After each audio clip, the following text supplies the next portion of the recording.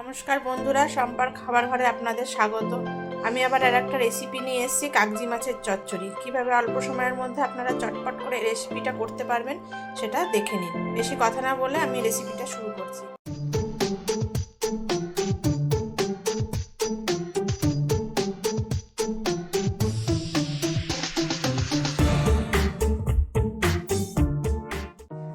পেঁয়াজ কলি আর বেগুন নিয়েছি, টমেটো নিয়েছি, পেঁয়াজ কুচি নিয়েছি, ধনেপাতা নিয়েছি, কুচনো লঙ্কা নিয়েছি, আর নিয়েছি এখানে কাগজি মাছ 300 গ্রাম। আমি এবার রান্নাটা শুরু করছি। আমার কড়া গরম হয়ে গেছে, কড়াই তেল দিয়েছি, তেলটা গরম হয়ে গেছে।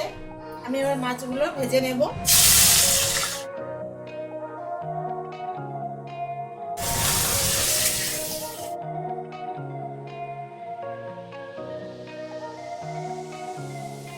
মাছগুলো আমার ভাজা হয়ে গেছে, আমি তুলে নিচ্ছি।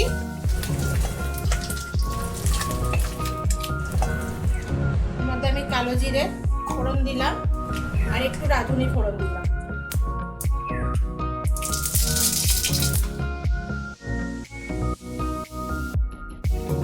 এবার আমি কুচনো পেঁয়াজটা দিয়ে দিচ্ছি।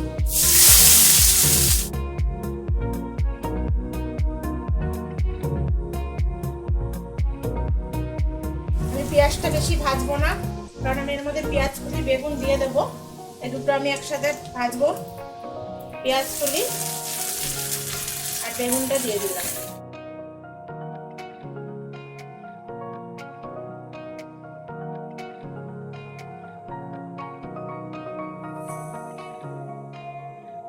হলুদ দিয়ে দিলাম পরিমাণ মতো নুন দিয়ে দিলাম।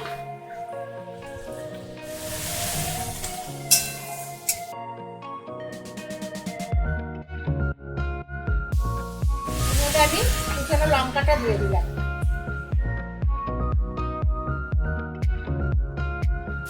এগুলো আমি 1 মিনিট মতন আবার ভাজবো। 1 minute 37 seconds later. এর মধ্যে আমি টমেটোটা দিয়ে দিচ্ছি।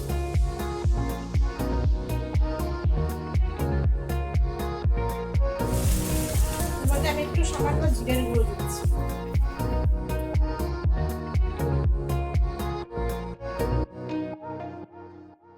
আমার ভাজা হয়ে গেছে, আমি এবার এর মধ্যে জল দিয়ে দেবো। বেশি না, আমি অল্প পরিমাণ মতন জল দেবো। এর মধ্যে 2 কাপ মতন জল দিলাম। এবার আমি এটা 1 মিনিট মতন ঢেকে দেবো। 1 eternity later. 1 মিনিট মতন হয়ে গেছে। এবার আমি মাছগুলোকে দিয়ে দিই।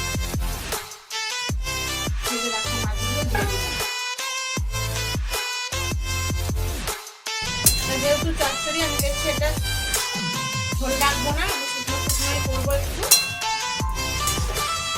এটা দিয়েও আমি 1 মিনিট মতন রেখে দেবো। A few moments later.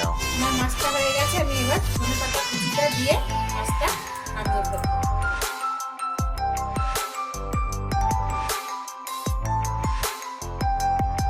আমার কাগজি মাছের চচ্চড়ি হয়ে গেছে।